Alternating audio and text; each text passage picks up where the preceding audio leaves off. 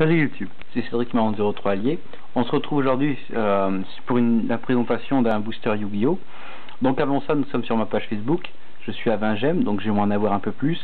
Donc voilà, si la vidéo vous plaît, que vous regardez mes vidéos pour la première fois, n'hésitez pas à liker.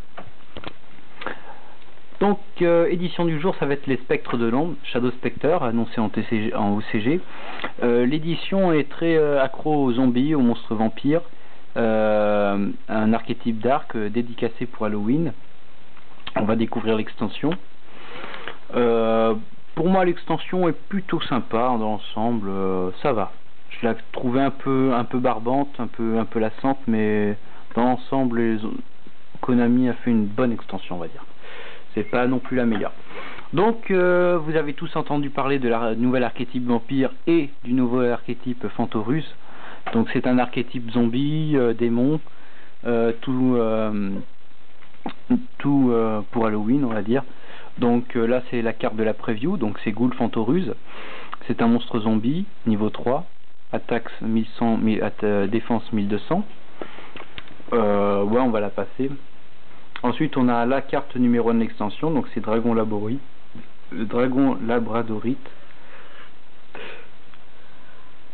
Ensuite on a Chochochan, donc c'est une carte assez sympa pour les sides. Donc lorsque votre adversaire active une carte piège normale en réponse à la déclaration d'attaque de votre monstre en ciblant un monstre de votre adversaire, vous pouvez défausser cette carte, annuler l'activation, et si vous le faites, détruisez la carte. Ceci est un effet rapide. Ça peut être occasionnel, mais je pense qu'il y a peut-être un truc à faire dans les side decks. Ensuite on a un nouvel archétype, donc c'est Malicevor. Malicevor, c'est ça. Donc là on a la cuillère Malicevor, donc c'est pas du tout fort, c'est des cartes de l'animé, voilà. Fourchette Malicevor et couteau Malicevor. Les boxeurs indomptables, donc là on a boxeur indomptable, protecteur des côtes, voilà, très fort. Ensuite on a boxeur indomptable, coup du lapin.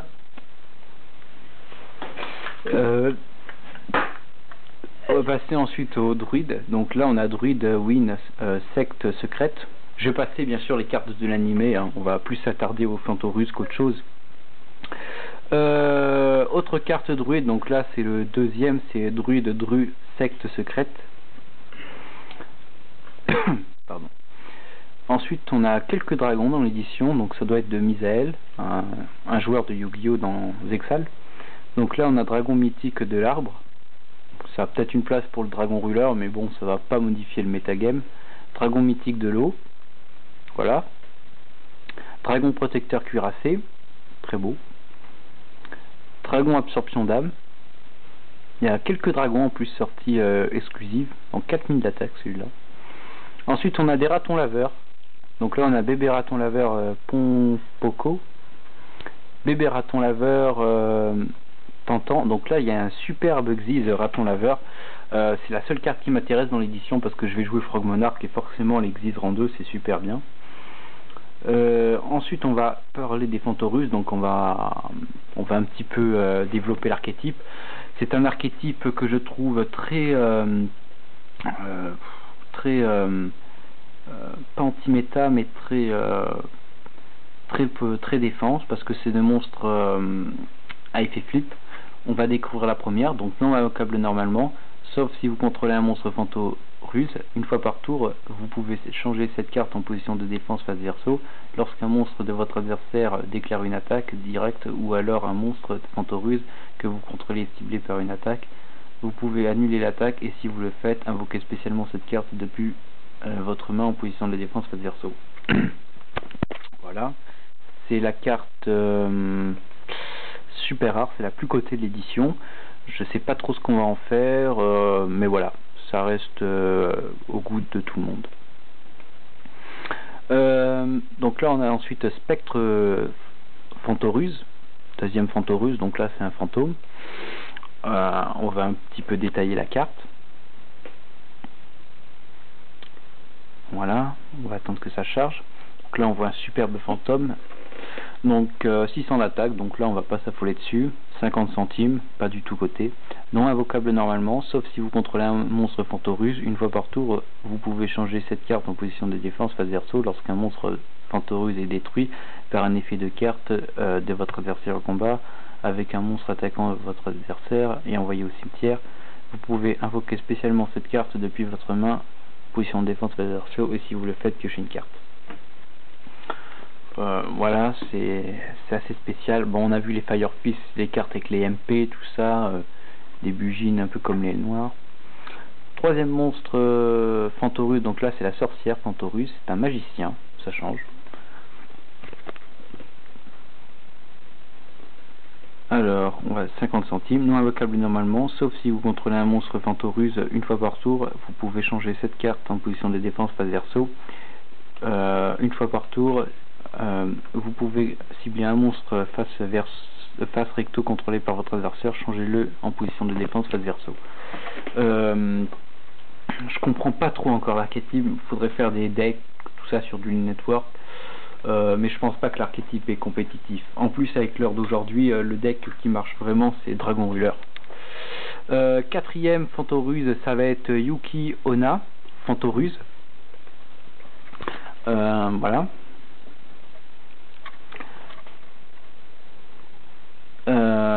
50 centimes, non invocable normalement, sauf si vous contrôlez un monstre Fantoruse. Une fois par tour, vous pouvez changer cette carte en position de défense face verso.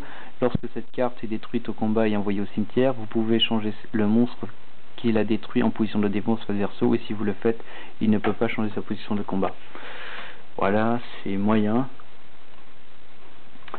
On va ensuite passer au cinquième monstre Fantoruse, il y en a 6, donc c'est l'avant-dernier.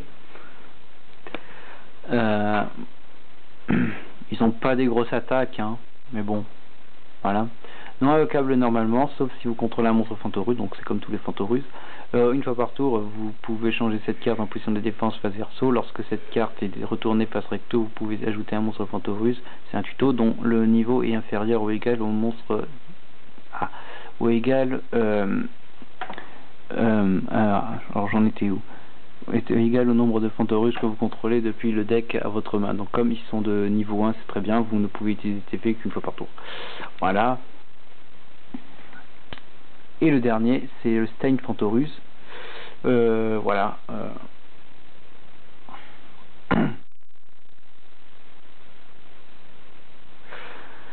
Non invocable normalement, donc c'est comme tous les Fantoruse, sauf si vous contrôlez un monstre Fantoruse une fois par tour, vous pouvez changer cette carte en position de défense face verso. Lorsque cette carte inflige des dommages de combat à votre adversaire, vous pouvez ajouter une carte magie piège Fantoruse depuis votre deck à votre main. Vous ne pouvez utiliser cet effet qu'une fois par tour.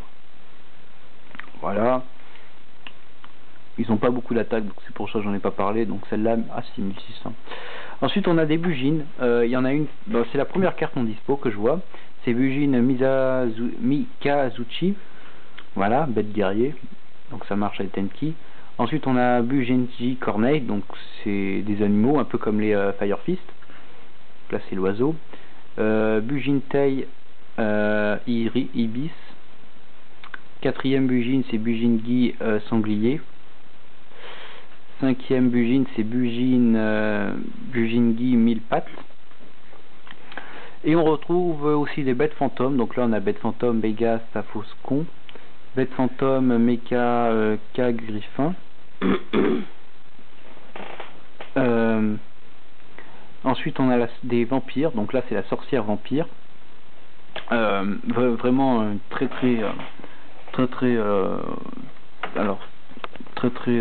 très grand retour des zombies. Parce que si vous regardez l'édition de Joe, il y a un gros retour du deck zombie, des deux decks zombies d'ailleurs. Donc là, voilà. 1500 d'attaque, c'est très fort. Une carte très cotée pour les vampires, c'est Vampire de l'ombre. On va pas s'acharner sur toutes les cartes, j'ai déjà acharné sur les Ghost Trick. Ensuite on a Grâce Vampire, Princesse des fantômes. Ensuite on a Oni au ventre jaune, voilà. Chasseur vampire, une carte pour les vampires. Des spirits, il y en a que 2 dans l'édition. Donc là on a Aratama, donc ils reviennent dans la main. C'est d'ailleurs mon premier deck que j'ai joué, j'ai trouvé très bien ce deck. Ensuite on a Ra en spirit, on a Razitsu. C'est un elfe, parce que j'adore les elfes dans l'édition. dans Yu-Gi-Oh bien sûr. Ensuite on a Skullzor, Day Greffer le chevalier, c'est un gémeau. Deuxième gémeau, on a combattant Genomix. On a ensuite Marina, princesse des tournesols. Nuée de corbeau, donc c'est un peu comme nuée de scarabée et nuée de sauterelle. Une carte reptile, donc là il s'agit de Tsushinoko, denté de terre. Une psychique, donc là c'est Risbel, l'influenceur des étoiles. Et le poussiéron bleu, donc ça c'est un super deck, il y a une super Lupoteca autour, il est vraiment pas cher, ça peut être cool. La carte d'édition numéro 96, Tempête sombre. Voilà, 1000 d'attaque, il faut poser sur le niveau 96 Dark Mist. Donc là il y a les raretés, donc c'est pour ça qu'il y en a une en ultra et en ultimate. C'est pas d'ailleurs la carte Ghost. Ensuite on a le numéro 65, Génie Destructeur. Voilà, c'est une carte rare. Donc là, donc elle est à 2 prix je crois. Ah oui, là c'est la numéro CK65. Ensuite on a Boxer indomptable, commissaire Triche. Ensuite on a numéro 46, Dragon. Donc voilà, Dragulion pardon. Donc elle existe en ultimate et en super rare.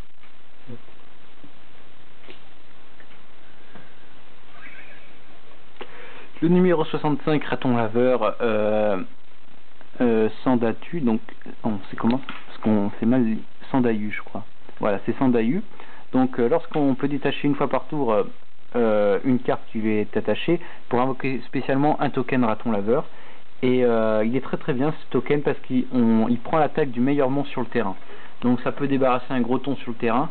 Et en plus de cela, la carte numéro 64, Raton laveur, Sandayu, ne peut pas être détruite tant qu'il y a un monstre de type bête sur le terrain. Donc c'est tout bénef. Ensuite on a l'Axis Phantorus. Voilà. Donc à 2 prix différents. Alucard Phantorus. Voilà. Ensuite on a Bujintei, Kagetsushi dans les 2 raretés. On a aussi Bram, chevalier vampire cramoisi. Je sais pas si l'archétype peut être compétitif, bien sûr. Ensuite on a une carte secrète rare, c'est Méliade des arbres. La carte gauche, chevalier divin grand dragon d'or. Voilà, en 3 raretés. Des synchros, donc là on a une synchro synthoniseur, donc c'est super bien. Une autre synchro, on a Gigan Château. Les cartes pour les Gagaga. Courage de la boxe indomptable, donc ça c'est pour les boxeurs. Bouclier dragon. Voilà. Qu'est-ce qu'on a ensuite? On va essayer d'accélérer le mouvement. Ensuite on a le manoir Fantorus, donc ça c'est le sort de terrain. La parure des Bugines. Le miroir. Le royaume vampire, donc carte inédite de l'édition dans l'édition Chemin de la Lumière. Alors le nouveau pot, donc là c'est le pot de dichotomie. Donc au début de la main phase 1, ciblez 3 monstres de types différents dans votre cimetière, mélangez tous les 3 dans votre deck, puis piochez 2 cartes. Vous pouvez pas mener votre battle phase le tour où vous activez cet effet. Donc ça va pas encore trop servir je pense. Ensuite on a une carte épée à l'aube. Voilà, retour des monarques, donc pour les nouveaux monarques. Réveil du serpent sacré. Voilà, serpillière magique des poussiérons, donc là il y a plein de poussiérons. Renaissance forcée. Augmentation habillé numéro. Donc là il y a beaucoup de cartes pièges, bouclier intrigue, disparition Fantorus, frayeur fantoruse, prise de pouvoir du vampire, pour les vampires, erreur. Donc en gros c'est un réo, mais on peut piocher quand même. Donc ça c'est très très coté. Voilà. Ignation de chaîne. Prison griseille. Survie du plus fort pour les dinosaures. Grande gaine. Voilà.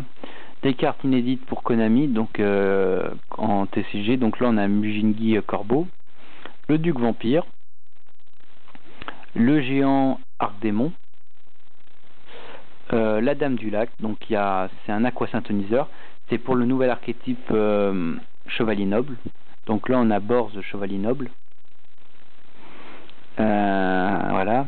Le Chevalier Noble infâme. Alors, c'est Chevalier Noble infâme de Lon Saline, le haut. Donc là, c'est une synchro. Et l'Axis, le Chevalier Noble sacré d'Artorigus, le roi. C'est un super archétype. Pour une fois que en TCG qu'on a un archétype inédit, c'est vraiment super. Je trouve ça super bien. En plus, l'archétype est plutôt sympa. Les cartes d'équipement, donc là, c'est Arme Noble Excaliburne. Ensuite une carte pièce, donc là c'est Sinistre Yorishiro. Maintenant on va passer aux cartes exclusives TCG, donc là c'est Sirius Bleu, le Seigneur Loup Céleste. Mira, le protecteur des étoiles, le porteur d'étoiles je veux dire. Donc ça c'est une Xyz. Des cartes dragons, donc là on a Dragard. Voilà, pas très fort, mais bon, pour Chaos Dragon, il y a peut-être un truc à faire. Dragon blanc Destru Wifre. Dragon Kimodo. Déjà non dispo, donc on va lire son effet, tiens. Alors, si cette carte est envoyée au cimetière, vous pouvez invoquer spécialement un monstre type dragon depuis votre main. Vous ne pouvez ni invoquer spécialement le monstre de type dragon exclu, ni mener votre battle phase. Le tour où vous activez cet effet, vous ne pouvez utiliser l'effet de dragon Kimodo qu'une fois par tour. Ouais, pas beaucoup d'attaques en attendant. Sanctuaire secret des magiciens. Le dragon noir d'effrontement, 1800 d'attaque. Effet. Le Kappa cuirassé, pas très fort. Au jeton boom, donc ça c'est une carte pour les jetons. Le chevalier vif. Et la carte exclusive des Fantorus, en ultra rare de la preview. Donc voilà, si la vidéo vous a plu, je vous invite à liker ma page Facebook. D'ici là, portez-vous bien. Et voilà. Ah, je crois que j'ai oublié quelque chose. Alors, si je me trompe pas, j'ai dû sauter une carte monarque. Donc là, on a Grande Bargue, le méga monarque. Donc c'est la version évoluée des monarques. Il y en a plein qui s'annoncent, donc il y aura peut-être le méga monarque Mobus, Caius, tout ça. Ça va peut-être pas arranger mon deck Frog Monarch, mais je pense qu'il y a peut-être un autre deck qui va se monter autour de ça, après les seigneurs élémentaires et les maîtres dragons. Donc voilà. Alors, si la vidéo vous a plu, je vous invite à liker ma page Facebook. D'ici là, portez-vous bien et à plus.